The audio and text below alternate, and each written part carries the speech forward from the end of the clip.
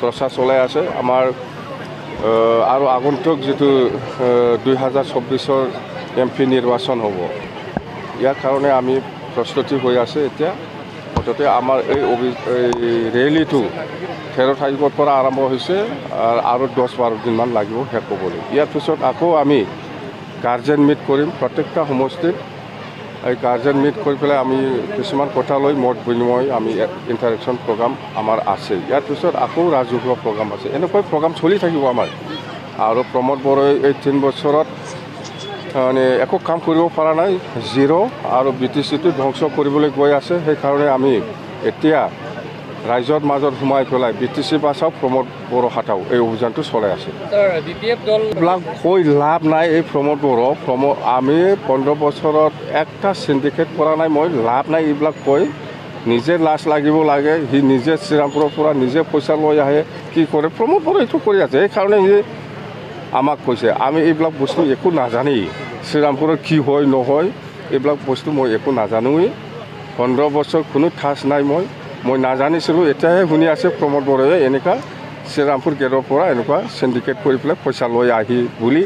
এতিয়াহে মই গম পাইছোঁ শ্ৰীৰামপুৰ গেটত এনেকুৱা পইচা পাই বুলি মই আগত জানাই নাছিল BTC এছেম্বলিত যাবনে কিহৰ এছেম্বলি BTC যেটা কাউন্সিল এছেম্বলি আমাৰ MCLA সকল আছে না মই যোৱা নোযোৱাৰ কথা কি আছে ইয়াত দেই থেংক ইউ आं बेखौनो बुंनो लुगैयो नोंथांमोननि ससियेल मिडियानि जुगै जे जोंनि रायजो राजाफ्रा दिनै साग्रिद जाबाय जे बबे दोलोखौ सापर्ट खालामबा जोंनि रायजो राजाया मोनसे मोजां फल फैगोन बा मोनसे मोजां BTCखौ परिचालना जागोन निश्चय जोंनि रायजो राजाया दिनै अनुभब जाबाय जायनि फलाव दिनै जोंनि BPF दोलोनि जेरावखि जाया उदालगुरियावनो बुं बाक्सायावनो बुं बा चिरां क'क्राझारावनो बुं जिखुनु समस्थियावनो हाग्रामा सारा जे मेल खुंहैगोन बे मेलाव दलै नोगोरै जोंनि बर' रायजोफ्रा बा जेसेबां जनगोष्ठी दं जोंनि BTCआव राभा होन आदिबासि होन मुस्लिम होन राजबंशी होन नेपाली होन बिहारी होन बाङालि होन बर'जों लोगो बयबो दले दले फैनानै सार हाग्रामानि प्रग्रामावहाय दले दले फैनानै जगदान खालामफैयो 100% आं सियर बुंनो हायो जोंनि BPF दोलोखौ बे बनगर 9 नं समस्थियाव खुनु दोलोआ जोंखौ फेजेननो हानाय गोहो गैया दिनैनि दिनाव बा फैगौ दिनावबो आङो बे जिनिसखौहाय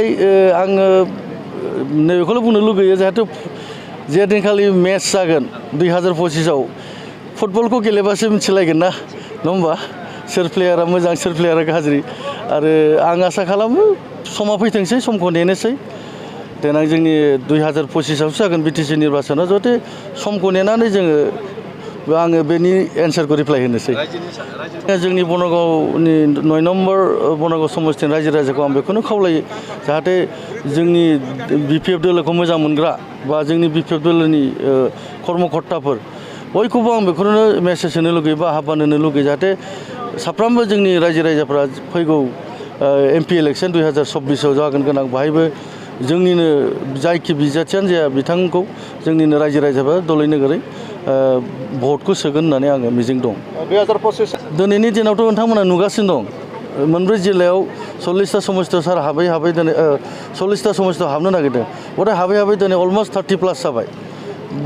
बारा गोबां गैला समस्थिया 6-7टासोल' समस्थिसोना बायथ' नोंथांमोना निस्सय मिथिखाना नोंथांमोनाथ' साबसिन मिथिगौ मानो होनोब्ला दिनै दलै नगरै जेरावखि समस्थियाव हाबा सारनि जिखुनु समस्थियाव जेनेरेलैनो होन बा ST रिजार्भआवनो होन दलै नोगोरै दिनै रायजो राजाफ्रा सुबुं गौमा देखायो सारनि प्रग्रामाव बा बिदिखौ मिथियोब्ला जों फैगौ 25आव निस्सय जोङो बिजय जागोन BPF दला पुनरै जों सरकारखौ दागोन होननानै बेथ' खुब लाजिनांथाव बाथ्रा दिनैनि दिनाव फैसा होब्लाबो रायजो राजाखौ लाखिनो हागोन सम्भबानो नङा मानो होनोब्ला बिसोरो